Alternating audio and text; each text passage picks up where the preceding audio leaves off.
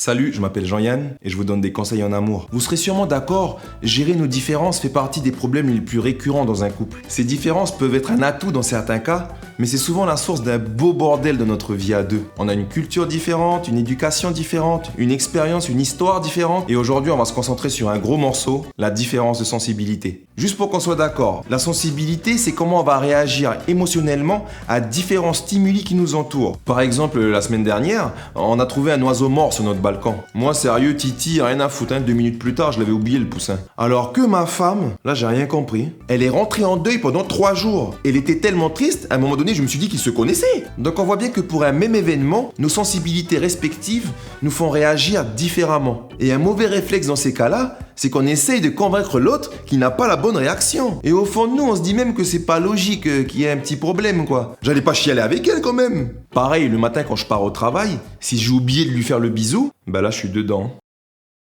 Alors que pour moi, l'oubli est anodin et dénué de tout sens profond, elle, avec sa sensibilité, comprend ça comme un message délibéré traduisant le déclin de mon amour pour sa personne. What? Et depuis des années, j'essaie de lui expliquer que c'est juste un oubli, qu'elle a tort de réagir comme ça, mais ça sert à rien.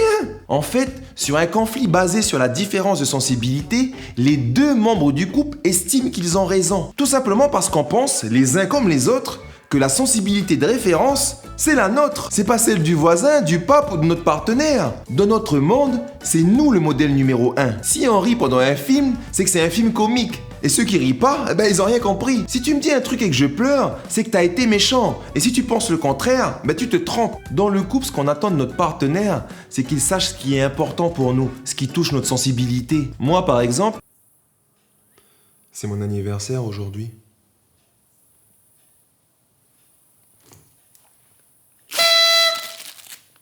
T'es content là?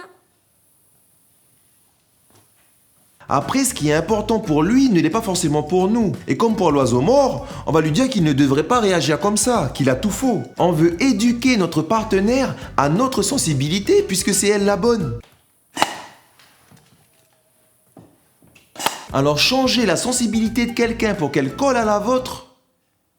Par contre, ce que j'ai trouvé qui marche le mieux, se décentrer. Je ne suis plus la référence, mais l'autre le devient. Je me mets à sa place. S'il pleure, c'est peut-être que j'ai été méchant. Si elle est triste, c'est peut-être que j'ai pas su la rendre heureuse. Je ne vais plus le convaincre qu'il a tort, mais je vais essayer de comprendre son point de vue et chercher comment je pourrais mieux faire. Et attention, je ne dis pas que c'est facile, mais vous êtes d'accord. Quand vous avez quelqu'un de malheureux en face de vous, ce n'est pas en s'entêtant à lui dire que ce n'est pas normal qu'il va arrêter de l'être. Par contre, si on l'accepte et on le comprend, là, on aura plus de chances de trouver de vraies solutions. Voilà, c'est fini pour aujourd'hui. J'espère que la vidéo vous aura aidé. Un petit like pour encourager, ça fait toujours plaisir. N'hésitez pas à vous abonner si vous avez aimé. Je vous dis à la prochaine, ou comme on dirait chez moi, Yorana.